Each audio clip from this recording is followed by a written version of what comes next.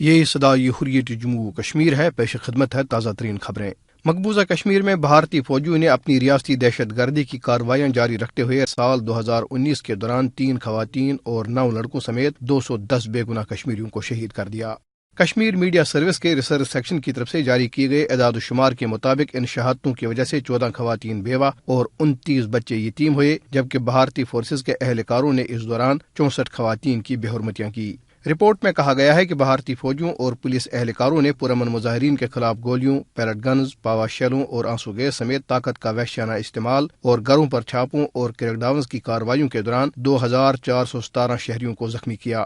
Pellet guns کے باعث کم سے کم 827 افراد زخمی ہوئے، جن میں 162 افراد ایک آنکھ کی بینائی سے محروم ہو گئے۔ بھارتی فورسز نے اس عرصے کے دوران 249 مکانوں کو تباہ کیا۔ رپورٹ کے مطابق اس سال حریت کارکنوں، طلباء، نوجوانوں اور خواتین سمیت 12,892 شہریوں کو گرفتار کیا گیا، جن میں سے بیشتر اب بھی مختلف جیلوں میں نظر بند ہیں۔ رپورٹ کے مطابق بھارتی فوجیوں نے رواں ماہ دسمبر کے دوران 4 کشمیریوں کو شہید کیا، جس کے نتیجے میں 1 خاتون بیوہ اور 4 بچے یتیم ہو گئے۔ بھارتی حکام کی طرف سے نافذ کردہ فوجی محاصرے، سخت پابندیوں اور انٹرنیٹ کی معطلی سے معمولاتی زندگی بری طرح متاثر ہوئے اور کشمیر کی معیشت کو شدید نقصان پہنچا۔ انٹرنیٹ، پری پیڈ موبائل اور SMS سروس ابھی تک معطل ہیں۔ اس کے ساتھ ہی خبریں ختم ہوئی۔ برصغیر کی تقسیم سے لے کر آج تک بھارت میں مسلمانوں اور دوسری اقلیتوں کو سکھ اور چین نصیب نہیں ہوا، اور آج جب بھارتی مسلمانوں کی وفاداری پر مودی اور BJP کی انتہا پسند حکومت نے ان کی شہریت پر ہی حملہ کیا ہے، تو مسلمانوں کو بھارت میں ٹھہرنے اور اسے اپنا مسکن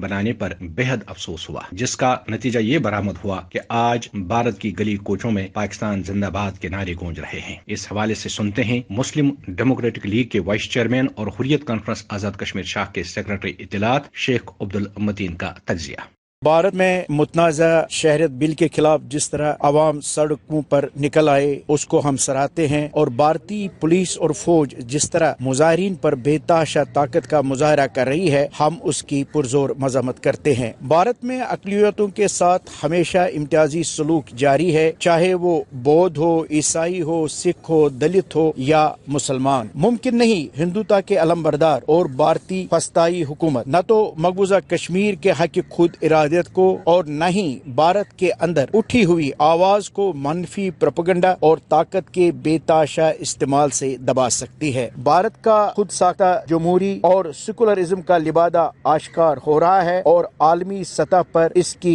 شدید مذمت جاری ہے۔